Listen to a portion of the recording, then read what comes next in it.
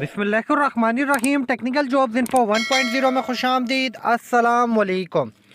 Special protection unit SPU Sindh police में जिन नौजवानों ने कांस्टेबल की सीट के लिए अप्लाई किया हुआ है, ठीक है भाई, उनका जो है STS के थ्रू प्रोसेस होना है। नई भर्तियां हैं साल 2023 की, जिनका बाकायदा तौर पर जो तकरीबन काफ़ी हद तक काफ़ी बड़ी तादाद में उम्मीदवारों का क्वालिफाइड फॉर रिटन टेस्ट हो चुका है और अब उनके रिटन टेस्ट की तैयारी है, उनका रिटन टेस्ट होना है। लेकिन भाई यहाँ पर काफ़ी बड़ी तादाद में नौजवानों के सवालात हैं कि सर अब आप हमें जो है टेस्ट के हवाले से सिर्फ SPU के बारे में बता दें। तो भाई सारी चीज़ें बताऊंगा इस वीडियो के अंदर ताकि आप लोग अपनी अच्छी सी प्रिपरेशन कर सकें। लेकिन उससे पहले आप लोगों ने चैनल सब्सक्राइब करना है, नोटिफिकेशन ऑन करनी है, ताकि आप लोगों तक डेली की बुनियाद पर पूरे पाकिस्तान की जॉब्स की अपडेट्स और मालूमात बआसानी पहुँच सके। भाई सबसे पहले तो एक चीज़ समझने वाली ये है कि STS का पेपर होगा किस तरह, मतलब STS जो पेपर बनाएगी सिंध पुलिस की कांस्टेबल लेवल का, वो किस तरह का होगा ये समझना, ठीक है भाई। क्योंकि इससे पहले जो PTS पेपर लेती रही है वो काफ़ी बड़ी तादाद में नौजवानों का यही था कि सर पे जो टेस्ट पेपर है ये जो है ASI लेवल का है, मतलब इस तरह का पेपर होता है कि टफ़ होता है, इसको जो है करना बहुत मुश्किल होता है। लेकिन STS का क्या क्राइटेरिया है भाई? पहले तो STS की ये समझ लें कि इसके अंदर जो मार्किंग है वो नेगेटिव नहीं होगी।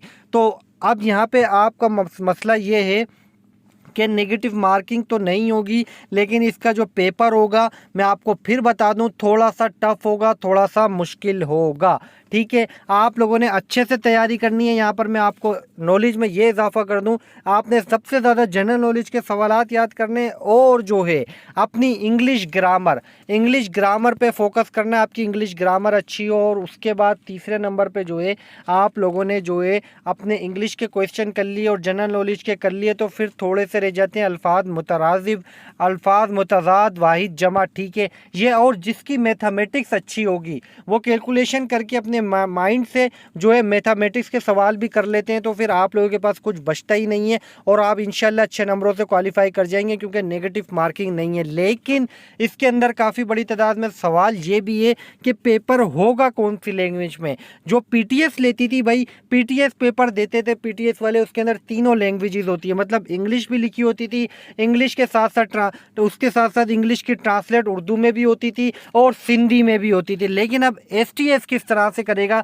तो भाई STS का पेपर पैटर्न जो है मैं आपको बता दूं, उनका भी तकरीबन इसी तरह से होगा, इसी तरह से सेम होगा।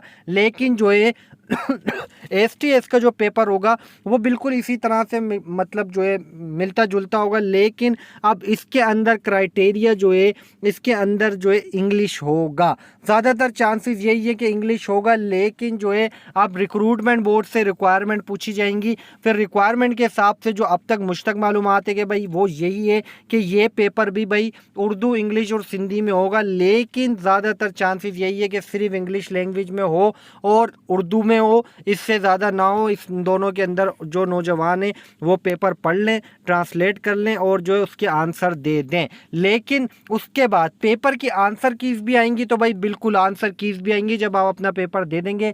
उसके बाद आंसर कीज़ आएंगी 15 दिन बाद या 30 दिन बाद, तो उसके बाद आपका इनिशियल रिजल्ट होगा और फिर फाइनल रिजल्ट होगा। तो उम्मीद करता हूँ आप लोग तैयारी करेंगे, नॉलेज में इजाफा हुआ होगा। चैनल पर रखनी है नज़र, मजीद न्यू मालूमात, न्यू इन्फॉर्मेशन के साथ आऊँगा दोबारा। जब तक के लिए आप सबसे चाहूँगा इजाज़त। अल्लाह हाफिज़।